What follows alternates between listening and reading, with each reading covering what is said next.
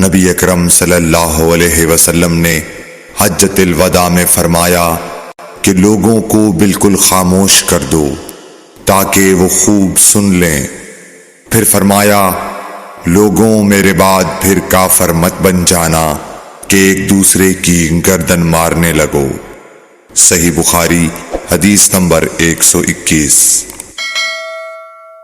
رسول اللہ صلی اللہ علیہ وسلم نے فرمایا کہ ایک روز موسیٰ علیہ السلام نے کھڑے ہو کر بنی اسرائیل میں خطبہ دیا تو آپ سے پوچھا گیا کہ لوگوں میں سب سے زیادہ صاحب علم کون ہے؟ انہوں نے فرمایا کہ میں ہوں۔ اس وجہ سے اللہ کا غصہ ان پر ہوا کہ انہوں نے علم کو خدا کے حوالے کیوں نہ کر دیا۔ تب اللہ نے ان کی طرف وحی بھیجی کہ میرے بندوں میں سے ایک بندہ دریاؤں کے سنگم پر ہے جہاں فارس اور روم کے سمندر ملتے ہیں، وہ تجھ سے زیادہ عالم ہے۔ موسیٰ علیہ السلام نے کہا کہ اے پروردگار، میری ان سے ملاقات کیسے ہو؟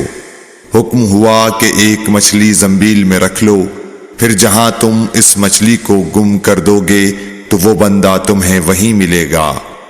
تب موسیٰ علیہ السلام چلے اور ساتھ اپنے خادم یوشع بن نون کو لے لیا، اور انہوں نے زنبیل میں مچھلی رکھ لی۔ جب ایک پتھر کے پاس پہنچے، دونوں اپنے سر اس پر رکھ کر سو گئے، اور مچھلی زنبیل سے نکل کر دریا میں اپنی راہ بناتی چلی گئی۔ اور یہ بات موسیٰ علیہ السلام اور ان کے ساتھی کے لیے بے حد تعجب کی تھی۔ پھر دونوں باقی رات اور دن میں جتنا وقت باقی تھا چلتے رہے۔ جب صبح ہوئی، موسیٰ علیہ السلام نے خادم سے کہا، ہمارا ناشتہ لاؤ، اس سفر میں ہم نے کافی تکلیف اٹھائی ہے۔ اور موسیٰ علیہ السلام بالکل نہیں تھکے تھے، مگر جب اس جگہ سے آگے نکل گئے جہاں تک انہیں جانے کا حکم ملا تھا، تب ان کے خادم نے کہا کہ کیا آپ نے دیکھا تھا کہ جب ہم صخرہ کے پاس ٹھہرے تھے تو میں مچھلی کا ذکر بھول گیا؟ بقول بعض صخرہ کے نیچے آب حیات تھا، وہ اس مچھلی پر پڑا اور وہ زندہ ہو کر بقدرت الہی دریا میں چل دی۔ یہ سن کر موسیٰ علیہ السلام بولے کہ یہی وہ جگہ ہے جس کی ہمیں تلاش تھی، تو وہ پچھلے پاؤں واپس ہو گئے۔ جب پتھر تک پہنچے تو دیکھا کہ ایک شخص کپڑا اوڑھے ہوئے موجود ہے۔ موسیٰ علیہ السلام نے انہیں سلام کیا۔ خضر نے کہا کہ تمہاری سرزمین میں سلام کہاں؟ پھر موسیٰ علیہ السلام نے کہا کہ میں موسیٰ ہوں۔ خضر بولے کہ بنی اسرائیل کے موسیٰ؟ انہوں نے جواب دیا، ہاں۔ پھر کہا کہ کیا میں آپ کے ساتھ چل سکتا ہوں تاکہ آپ مجھے ہدایت کی وہ باتیں بتلاؤ جو اللہ نے خاص آپ ہی کو سکھلائی ہیں؟ خضر بولے کہ تم میرے ساتھ صبر نہیں کر سکو گے۔ اے موسیٰ، مجھے اللہ نے ایسا علم دیا ہے جسے تم نہیں جانتے، اور تم کو جو علم دیا ہے اسے میں نہیں جانتا۔ اس پر موسیٰ علیہ السلام نے کہا کہ خدا نے چاہا تو آپ مجھے صابر پاؤ گے، اور میں کسی بات میں آپ کی نافرمانی نہیں کروں گا۔ پھر دونوں دریا کے کنارے کنارے پیدل چلے۔ ان کے پاس کوئی کشتی نہ تھی کہ ایک کشتی ان کے سامنے سے گزری تو کشتی والوں سے انہوں نے کہا کہ ہمیں بٹھا لو۔ خضر کو انہوں نے پہچان لیا اور بغیر کرائے کے سوار کر لیا۔ اتنے میں ایک چڑیا آئی اور کشتی کے کنارے پر بیٹھ گئی۔ پھر سمندر میں اس نے ایک یا دو چونچیں ماری۔ اسے دیکھ کر خضر بولے کہ اے موسیٰ، میرے اور تمہارے علم نے اللہ کے علم میں سے اتنا ہی کم کیا ہوگا جتنا اس چڑیا نے سمندر کے پانی سے۔ پھر خضر نے کشتی کے تختوں میں سے ایک تختہ نکال ڈالا۔ موسیٰ علیہ السلام نے کہا کہ ان لوگوں نے تو ہمیں کرایہ لیے بغیر مفت میں سوار کیا، اور آپ نے ان کی کشتی کی لکڑی اکھاڑ ڈالی تاکہ یہ ڈوب جائیں۔ خضر بولے کہ کیا میں نے نہیں کہا تھا کہ تم میرے ساتھ صبر نہیں کر سکو گے؟ اس پر موسیٰ علیہ السلام نے جواب دیا کہ بھول پر میری گرفت نہ کرو۔ موسیٰ علیہ السلام نے بھول کر یہ پہلا اعتراض کیا تھا۔ پھر دونوں چلے۔ کشتی سے اتر کر ایک لڑکا بچوں کے ساتھ کھیل رہا تھا۔ خضر نے اوپر سے اس کا سر پکڑ کر ہاتھ سے اسے الگ کر دیا۔ موسیٰ علیہ السلام بول پڑے، کیا آپ نے ایک بے گناہ بچے کو بغیر کسی جانی حق کے مار ڈالا؟ غضب ہو گیا۔ خضر بولے کہ میں نے تم سے نہیں کہا تھا کہ تم میرے ساتھ صبر نہیں کر سکو گے؟ ابن عیینہ کہتے ہیں کہ اس کلام میں پہلے سے زیادہ تاکید ہے، کیونکہ پہلے کلام میں لفظ لکا نہیں کہا تھا، اس میں لکا زائد کیا، جس سے تاکید ظاہر ہے۔ پھر دونوں چلتے رہے، حتیٰ کہ ایک گاؤں والوں کے پاس آئے، ان سے کھانا لینا چاہا، انہوں نے کھانا کھلانے سے انکار کر دیا۔ انہوں نے وہیں دیکھا کہ ایک دیوار اسی گاؤں میں گرنے کے قریب تھی۔ خضر نے اپنے ہاتھ کے اشارے سے اسے سیدھا کر دیا۔ موسیٰ علیہ السلام بول اٹھے کہ اگر آپ چاہتے تو گاؤں والوں سے اس کام کی مزدوری لے سکتے تھے۔ خضر نے کہا کہ بس اب ہم اور تم میں جدائی کا وقت آ گیا ہے۔ جناب محبوب کبریا رسول اللہ صلی اللہ علیہ وسلم فرماتے ہیں کہ اللہ موسیٰ علیہ السلام پر رحم کرے۔ ہماری تمنا تھی کہ موسیٰ علیہ السلام کچھ دیر اور صبر کرتے تو مزید واقعات ان دونوں کے بیان کیے جاتے اور ہمارے سامنے روشنی میں آتے، مگر حضرت موسیٰ علیہ السلام کی عجلت نے اس علم لدنی کے سلسلے کو جلد ہی منقطع کرا دیا۔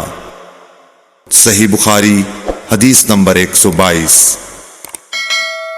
ایک شخص رسول اللہ صلی اللہ علیہ وسلم کی خدمت اقدس میں حاضر ہوا اور اس نے عرض کیا، یا رسول اللہ، اللہ کی راہ میں لڑائی کی کیا صورت ہے؟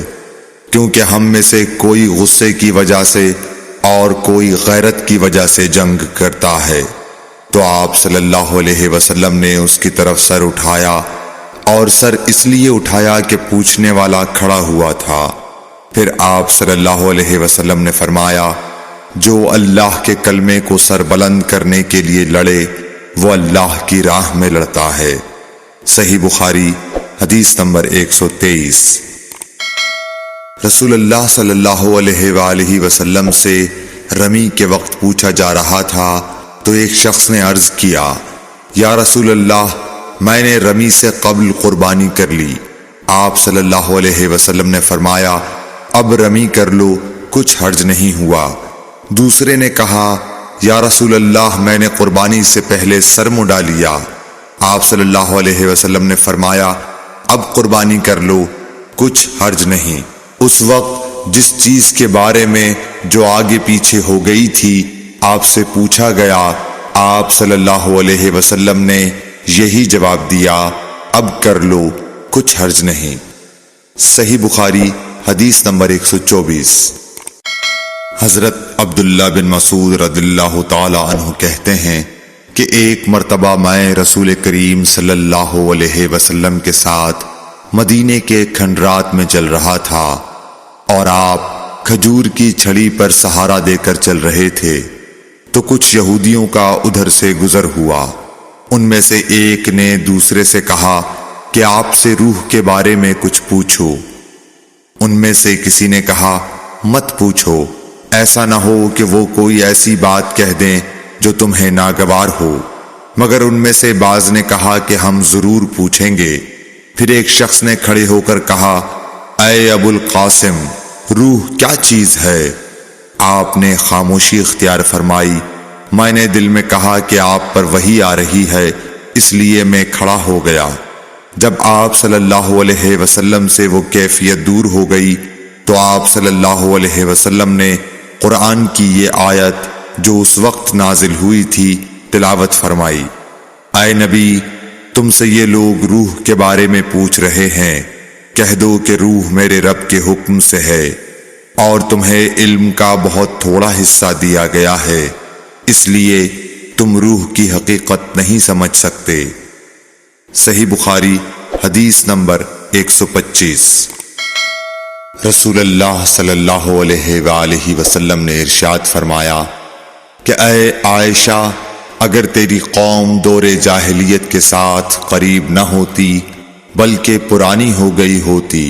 ابن زبیر نے کہا، یعنی زمانہ کفر کے ساتھ قریب نہ ہوتی، تو میں کعبے کو توڑ دیتا اور اس کے لیے 2 دروازے بنا دیتا، ایک دروازے سے لوگ داخل ہوتے اور دوسرے دروازے سے باہر نکلتے۔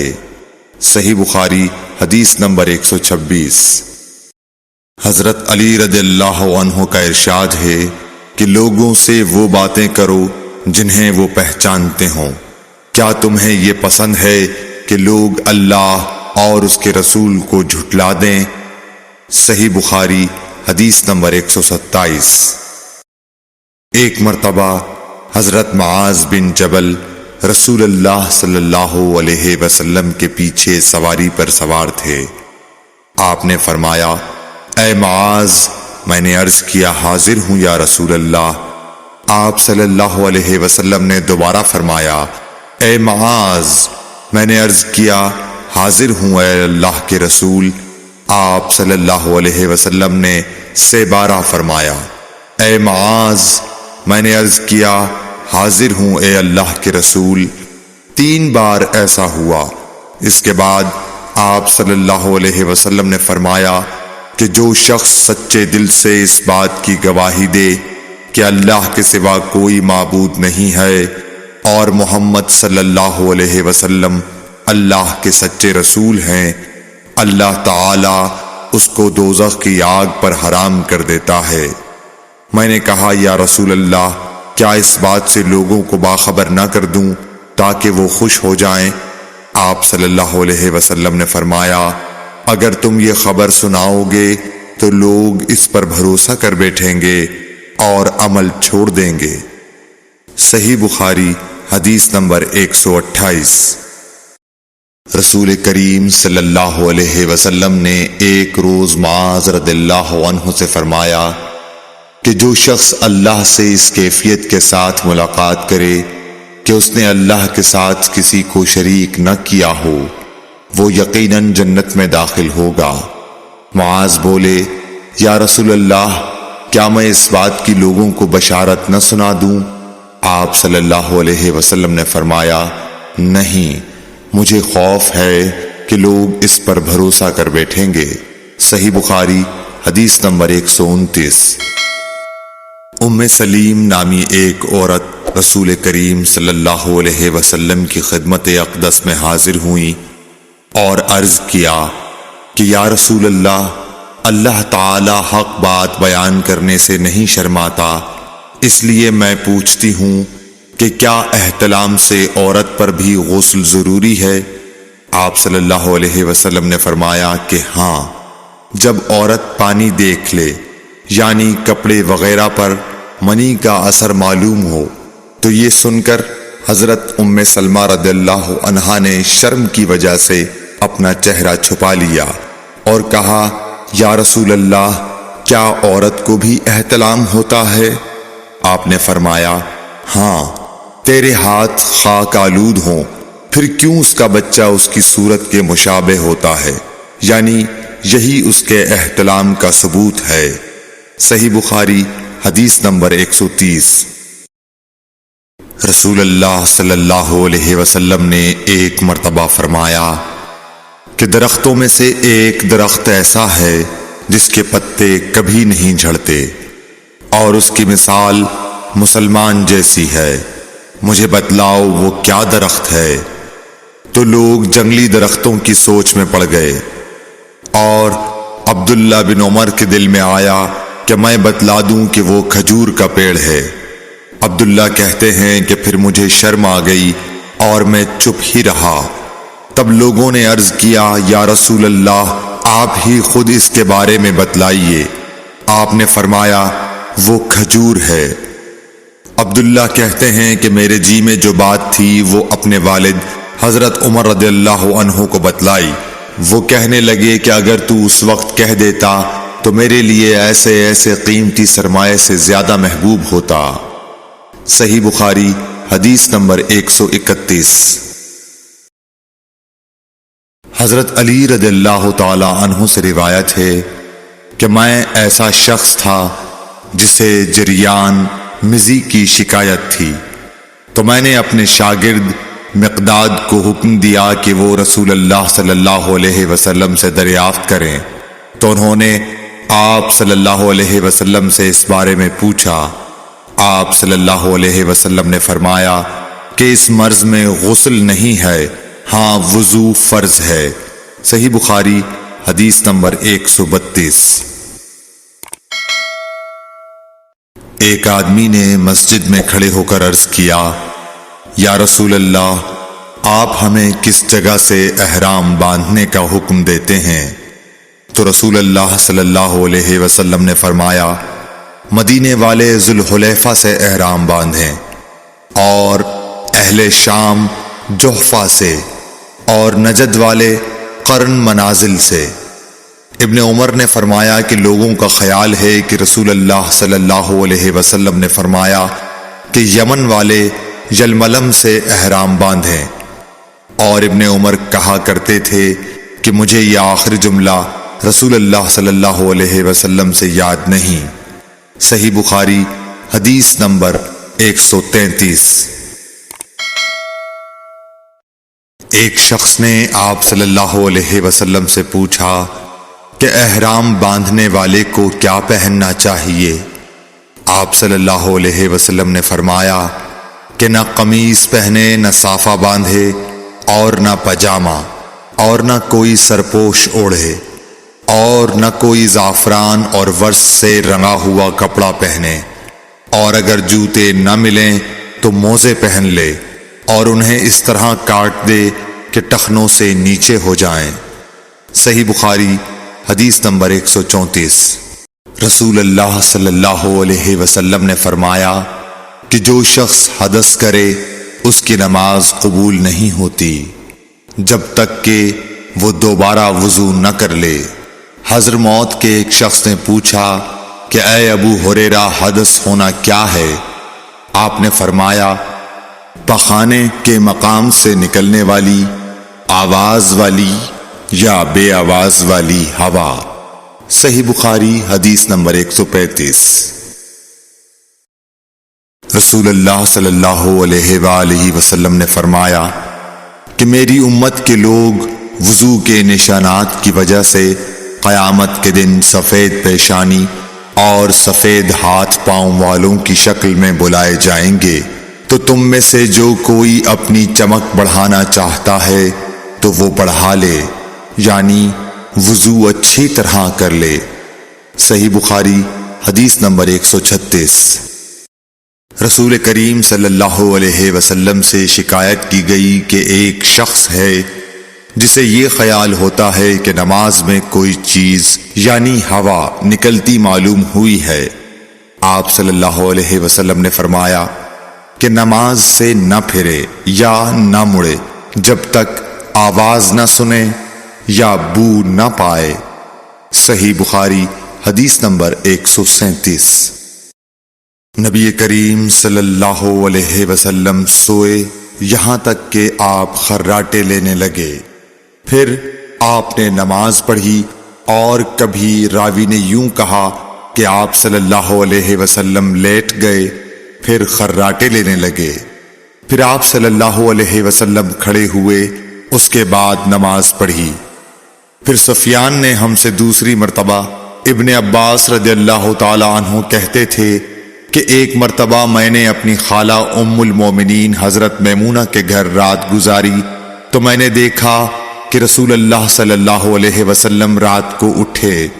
جب تھوڑی رات باقی رہ گئی تو آپ صلی اللہ علیہ وسلم نے اٹھ کر ایک لٹکے ہوئے مشکیزے سے ہلکا سا وضو کیا۔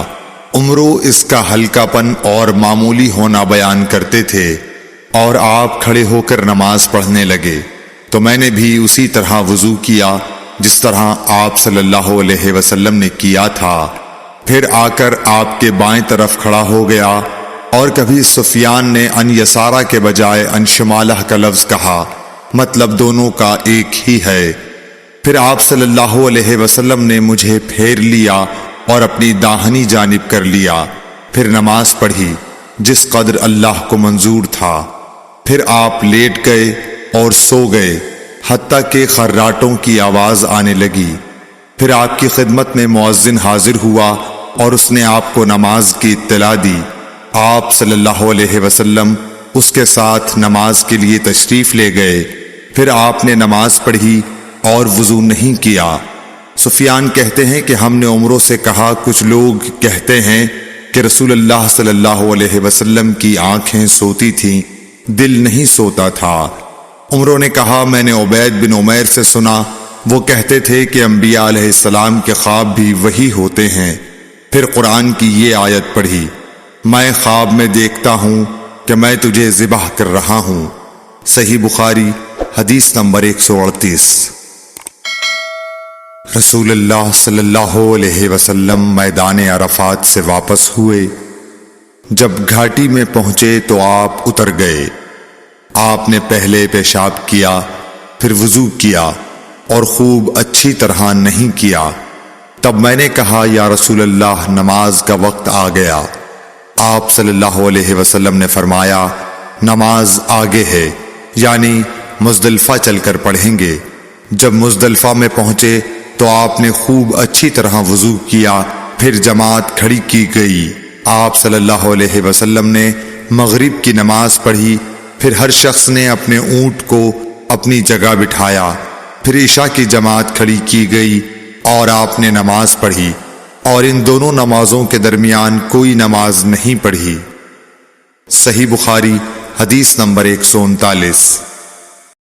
ابن عباس رضی اللہ تعالی عنہ نے وضو کیا تو اپنا چہرہ دھویا، اس طرح کہ پہلے پانی کے ایک چلو سے کلی کی اور ناک میں پانی دیا، پھر پانی کا ایک اور چلو لیا، پھر اس کو اس طرح کیا، یعنی دوسرے ہاتھ کو ملایا، پھر اس سے اپنا چہرہ دھویا، پھر پانی کا دوسرا چلو لیا اور اس سے اپنا داہنا ہاتھ دھویا، پھر پانی کا ایک اور چلو لے کر اس سے اپنا بایاں ہاتھ دھویا، اس کے بعد اپنے سر کا مسح کیا، پھر پانی کا چلو لے کر داہنے پاؤں پر ڈالا اور اسے دھویا، پھر دوسرے چلو سے اپنا پاؤں دھویا، یعنی بایاں پاؤں۔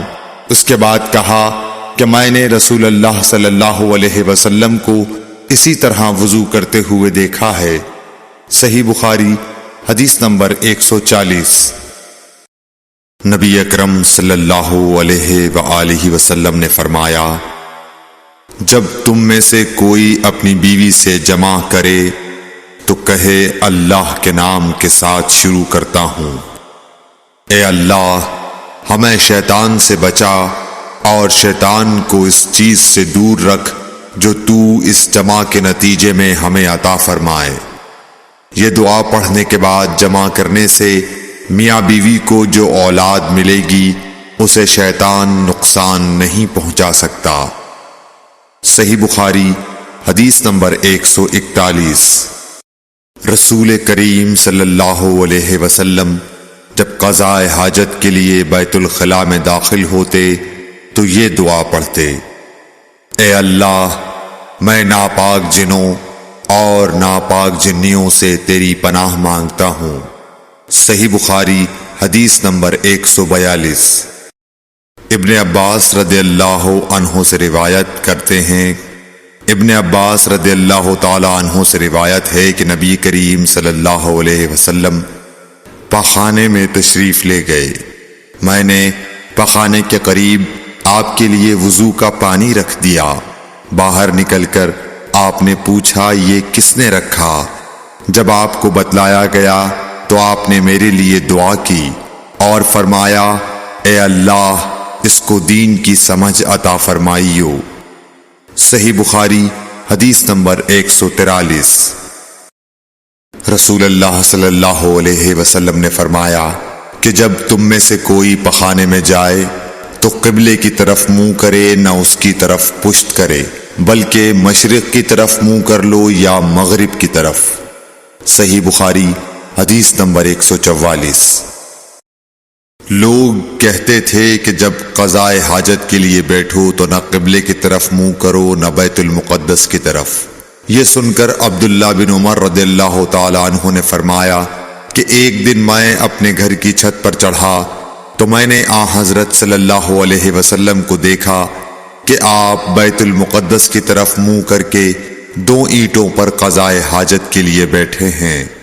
پھر عبداللہ بن عمر رضی اللہ عنہ نے واسع سے کہا، کہ شاید تم ان لوگوں میں سے ہو جو اپنے چوتڑوں کے بل نماز پڑھتے ہیں۔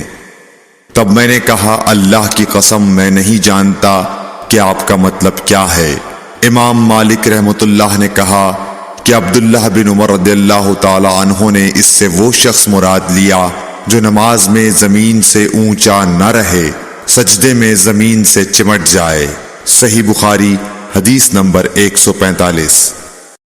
رسول اللہ صلی اللہ علیہ وسلم کی بیویاں رات میں مناصے کی طرف قضاء حاجت کے لیے جاتی، اور مناصے ایک کھلا میدان ہے، تو حضرت عمر رسول اللہ صلی اللہ علیہ وسلم سے کہا کرتے تھے کہ اپنی بیویوں کو پردہ کرائیے، مگر رسول اللہ صلی اللہ علیہ وسلم نے اس پر عمل نہیں کیا۔ ایک روز رات کو عشاء کے وقت حضرت سودا بنت زمعہ رسول اللہ صلی اللہ علیہ وسلم کی اہلیہ جو دراز قد عورت تھیں باہر گئیں۔ حضرت عمر رضی اللہ عنہ نے انہیں آواز دی اور کہا ہم نے تمہیں پہچان لیا، اور ان کی خواہش یہ تھی کہ پردے کا حکم نازل ہو جائے، چنانچہ اس کے بعد اللہ نے پردے کا حکم نازل فرما دیا۔ صحیح بخاری حدیث نمبر 146۔ آپ صلی اللہ علیہ وسلم نے اپنی بیویوں سے فرمایا کہ تمہیں قضاء حاجت کے لیے باہر نکلنے کی اجازت ہے۔ صحیح بخاری حدیث نمبر 147۔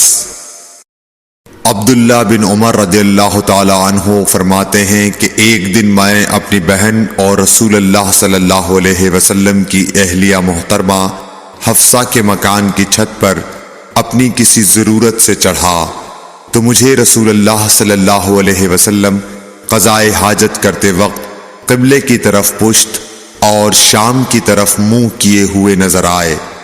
صحیح بخاری حدیث نمبر 148۔ عبداللہ بن عمر رضی اللہ تعالی عنہ نے خبر دی، وہ کہتے ہیں کہ ایک دن میں اپنے گھر کی چھت پر چڑھا تو مجھے رسول اللہ صلی اللہ علیہ وسلم 2 اینٹوں پر قضاء حاجت کے وقت بیت المقدس کی طرف منہ کیے ہوئے نظر آئے۔ صحیح بخاری حدیث نمبر 149۔ انس بن مالک رضی اللہ تعالی عنہ کہتے تھے کہ جب رسول اللہ صلی اللہ علیہ وسلم رفع حاجت کے لیے نکلتے تو میں اور ایک لڑکا اپنے ساتھ پانی کا برتن لے آتے تھے، مطلب یہ کہ اس پانی سے رسول اللہ صلی اللہ علیہ وسلم طہارت کیا کرتے تھے۔ صحیح بخاری حدیث نمبر 150۔